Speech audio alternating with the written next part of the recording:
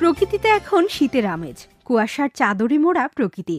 গ্রামের শিশির ভেজা ঘাসের আইল মারিয়ে চলেছে গাছি। তার গন্তব্য খেজুর গাছ থেকে রসের পাতিল নামানো, আর সেই রস জ্বালিয়ে তৈরি হবে গুড়। গুড় থেকে তৈরি হবে হরেক রকম পিঠা পুলি আর লোভনীয় খেজুরের গুড়ের পায়েস। শীতের পিঠাপুলি আর সুস্বাদু গুড়ের পায়েস যেন গ্রাম বাংলার এক অবিচ্ছেদ্য অংশ।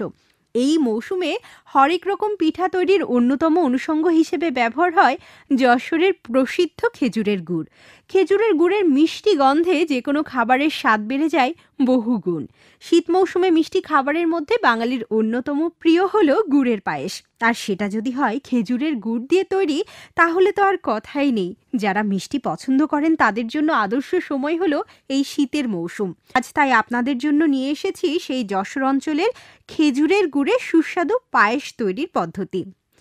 খেজুরের গুড়ের পায়েস রান্না করতে প্রয়োজন 500 গ্রাম বা পরিমাণ মতো আতপ চাল বা পোলাওয়ের চাল, আধা কেজি খেজুরের গুড়, কিংবা আপনি আপনার স্বাদ অনুযায়ী সেটি কম বেশি নিতে পারেন। প্রয়োজন 2 লিটার তরল দুধ, কেশর কয়েক টুকরা, আমন্ড 3 থেকে 4টি এলাচ বা সামান্য এলাচ গুঁড়া, কাজু পোস্তা আর কিশমিশ।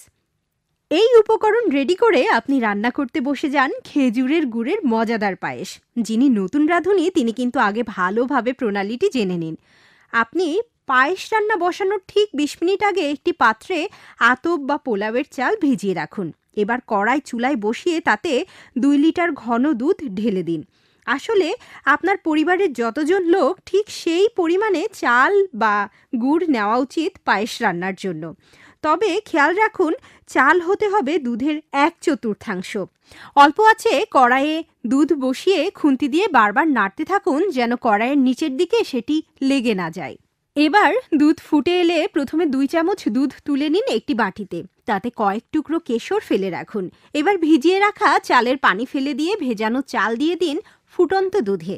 ভালো করে মিশিয়ে নিতে হবে, কিন্তু ধীরে ধীরে ফুটতে দিন, তবে কড়াই ঢাকা যাবে না এই অবস্থায়। এভাবে চাল অর্ধেক সিদ্ধ হয়ে এলে তাতে পরিমাণ মতো খেজুরের গুড় যোগ করুন এবং তা ভালো করে মিশিয়ে নিন।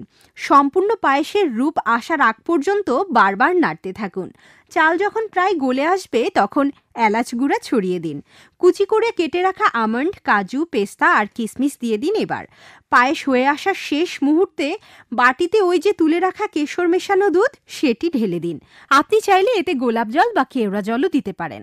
যাই হোক, চাল এবং দুধ ঘন হয়ে এলেই কড়াই থেকে নামিয়ে নিন মজাদার খেজুরের গুড়ের পায়েস। ঠান্ডা করে পরিবেশন করুন যশোরের ঐতিহ্যবাহী খেজুরের গুড়ের সুস্বাদু আর মজাদার পায়েস। আর আপনি এই পায়েস কিন্তু 2-3 দিন ফ্রিজেও রেখে দিতে পারেন। এতে কিন্তু স্বাদ কমবে না, বরং আরও বাড়বে।